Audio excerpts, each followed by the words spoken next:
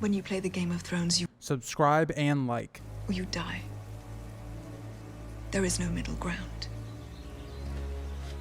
Welcome back to the Grease Goblins YouTube channel. Today's video, we're going to be talking about how suspicious Benjen truly is. Now, Stream Chat brought this up, and we talked about it a little bit, and I wanted to further elaborate on my own thoughts after reflecting on the theory, doing a little bit more research into the idea of why Benjen acts so suspicious towards Jon Snow. The first time we see the character of Benjen is actually in Jon's first chapter in A Game of Thrones, and this is a very important chapter to Jon's development and establishing who he is as a character. So we're at this feast with Robert and, the Lannisters and the Stark kids, all of that stuff, and Jon is placed at the back of the hall. He's not somebody that's being, honored as a member of the Stark family. He's very much left to basically be in the shadows, more or less. And we see Benjen approach Jon and talking to him and all this stuff, and it's really suspicious the way this conversation kind of goes down, because in my opinion, there seems to be some clear manipulation.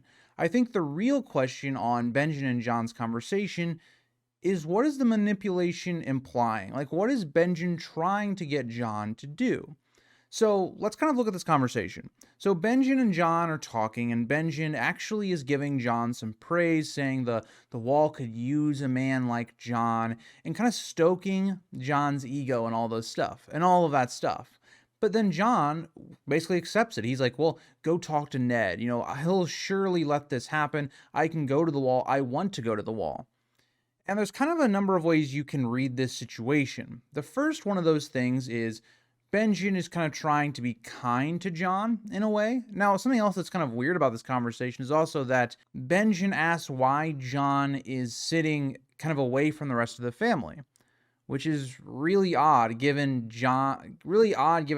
Benjen knows who Jon is. He knows, you would assume, the relationship between Catelyn and Jon, which just seems to kind of stroke Jon's biggest insecurities, being a bastard. So when you look at what this manipulation seems to be kind of doing, is a number of things. One, it seems to be pushing Jon towards the wall, right? Telling him he'd be a good person on the wall, reminding Jon of kind of his insecurities. It seems to be pushing him to the wall. But then you have to digest that even further.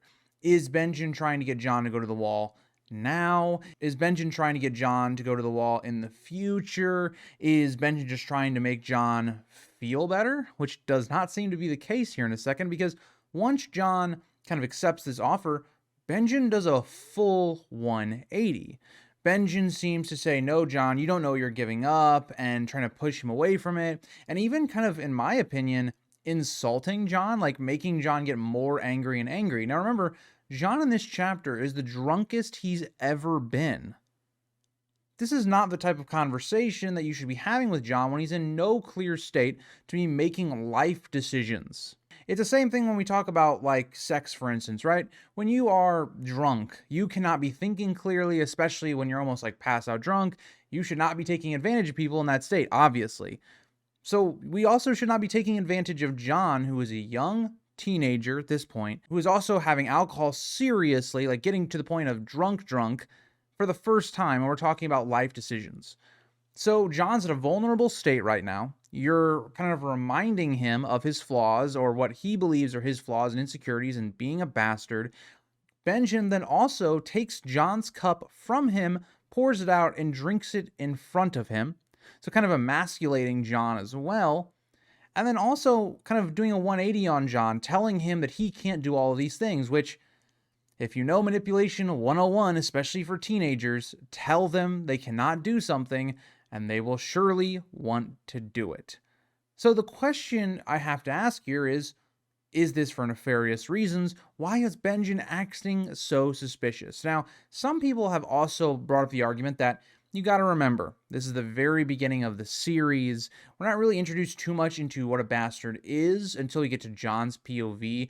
We get it a little bit through POVs like Arya when she's talking to Jon, a little bit through Bran's first POV, but you don't really fully get to see how that's realized until we get to Jon's chapter. And so I think one thing here that we could maybe look at is that George was using this interaction between Benjen and Jon to also explain to the audience what being a bastard is like. So the comment of Benjen asking why John isn't sitting with the rest of his family, maybe it's not as deep as we should be taking it. Maybe it's just a surface level. This is what bastards are. This is how they're treated. Okay, let's take all that at face value, right? Maybe Benjen is just kind of trying to manipulate John so that eventually he'll come to the wall, which could seem plausible. It's this idea that, okay, yes, for the future, John, you would be a good man on the watch, but not now. You're too young to be deciding all of these things. But if that is what Benjen was truly thinking, why do we see Benjen again be suspicious after this meeting? Because remember, I said that John specifically states for Benjen to go straight to Ned and that then John would be allowed to go to the wall. That's not what Benjen does at all, because apparently Benjen takes this conversation with a teenager in John who is heavily intoxicated and goes to Lewin and says that John wants to join the wall or the watch. Does that make sense to you? If Benjen truly was in a state of wanting John to come to the wall later on, why would he tell Lewin this? And also, why wouldn't he go straight to Ned? And so we see how that all plays out, right? Lewin is basically, it's really Lewin and Catelyn tag teaming against Ned to make John go to the wall. So at this point, we then have to figure out what are the motivations for Benjen. Why is Benjen doing this? Because Benjen then, once it feels like his manipulation is over, Benjen goes cold on John. When John and Benjen get to the wall, there's no longer his uncle there. There's no joy, and Benjen and John are not eating together. It's not anything that John ever imagined. John feels completely betrayed by everyone around him. He feels abandoned at the wall because Benjen didn't tell him what the wall was truly like. He didn't tell him the poor state of the wall and the people that he'd be calling his brothers. Nobody tells him that but really Tyrion. And so it feels like John is completely betrayed. It's so bad that when Benjen goes on his ranging, John imagines his uncle dead. Now he regrets those things, and he feels guilty, especially when his uncle goes missing, but it's that bad. That's how bad the relationship gets. Now, is this because, for instance, Benjen is trying to toughen up John? All of this stuff? Maybe, but at the same time, why do we not see Benjen seem to even care about John once he goes to the wall? It feels like this manipulation is done, right?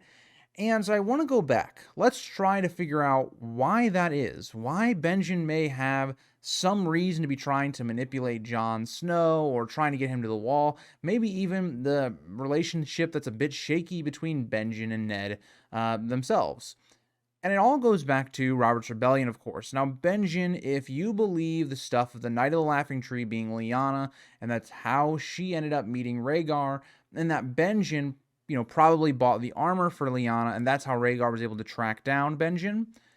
Benjen might be somebody that actually introduced Lyanna and Rhaegar, and actually may be one of the few people that know of Jon's heritage. And I think, regardless of Jon's true heritage, if you believe it's not Nashara, a random woman, Lyanna and Rhaegar, Benjen probably knows that information. What could have ended up happening is Benjen knew why Robert's Rebellion started in terms of Rhaegar and Lyanna, withheld that information until maybe later on in the war, and maybe Ned and Benjen had some sort of quarrel, and Ned may have sent Benjen to the wall against his will. This is kind of the darker route of this theory, where I've maybe talked about in the past, where maybe Benjen went to the wall himself because of guilt and things of that nature, and kind of maybe trying to hide the truth of Rhaegar and Lyanna's stuff. He won't be questioned at the wall, for instance.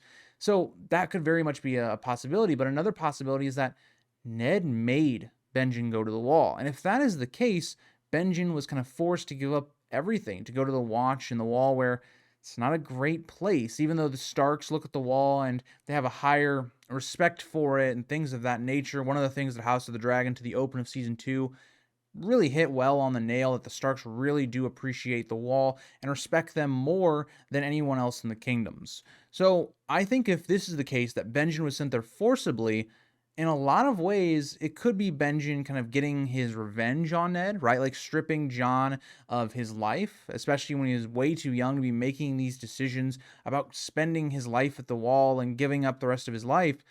Maybe that's why. But also, maybe you could say that Benjen is trying to protect Jon. Jon is somebody that is the last remnant of Lyanna, outside of like Arya looking like Lyanna, the last part of Lyanna's, blood in her line. And also maybe Benjen had bigger plans for Jon. Jon being maybe held back at Winterfell. Maybe Benjen saw a possible future for Jon at the Wall. And, well, we know that to be true. So there's a lot of things surrounding Benjen that we just don't know. There seems to be things here that we have to try and make connections, but there's obvious holes in Benjen's kind of character. He very much contradicts himself almost at every point in the first book. Will we ever see why Benjen was like that? I think we probably will. I think Benjen could still be possibly alive. Maybe he's been trapped by the others, whatever. There's a lot of questions that George has still left wide open. But let me know what you guys think about Benjen's behavior within the first book and why you think that might be. So, thank you guys all for watching, and I'll see you guys all in the next one. Bye, guys.